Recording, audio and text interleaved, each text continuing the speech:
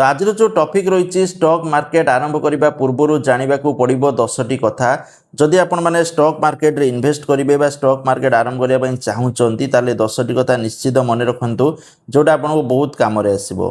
प्रथम जिस रोचे स्टॉक मार्केट कौन बुझंतु। स्टॉक मार्केट होउची सेही स्थान जोठारे कंपानी रो शेयर किना बिका हुए। शेयर किणिले आपण माने सेही कंपानी रो एक अंश बा मालिक हुंती। द्वितीय रोचे इमरजेंसी फंड प्रथमे तैयारी करंतु।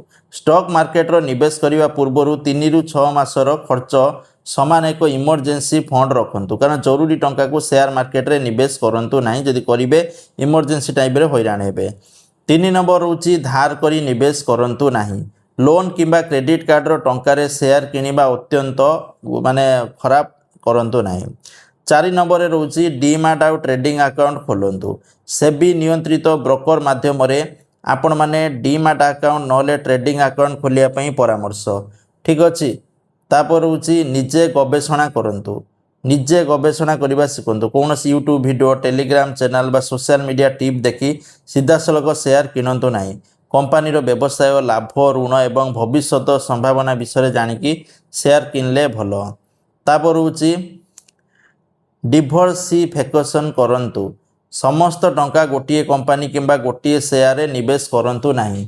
तो विभिन्न कंपानी और सेक्टर रे निवेश कले आपन टेंशन रहिबनी। तापर होची दीर्घम्यादी चिंताधारा रखंतु। प्रतिदिन शेयर प्राइस देखि भयभीत हुअंतु नहीं। भल कंपानी रे दीर्घ समय निवेश करिबा अनेक निवेशकों पई रणनीति होइथाय। 8 नंबर रोची रिस्क मैनेजमेंट शिखंतु। जेते टंका हराइले मध्य आपणकर आर्थिक स्थिति उपरे बड़ प्रभाव पड़ू नथिबा दरकार सेतिकी टंका आपण मान निवेश करंतु नहले आपण टेंशन हो जिवे पुणी। 9 नंबर रही भावना रे निष्पत्ति नियंतु नहीं।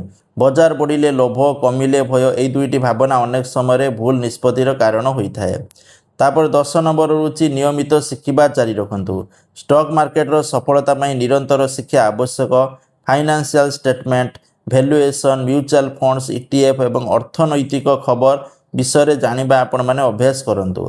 तापर निष्कर्ष रोची जे शेष कथा स्टॉक मार्केट रो धन सृष्टि करिबा पाई कौनसी शॉर्टकट नहीं। धैर्य ज्ञान नियमित निवेश और ठीक रिस्क मैनेजमेंट होउची दीर्घम्यादी सफलतार मूल चाबी। तेणु जदि इन्वेस्ट करूचंती ताहले आपण सब रिसर्च करके इन्वेस्टमेंट करि परिबे। Thank you. जय जगन्नाथ।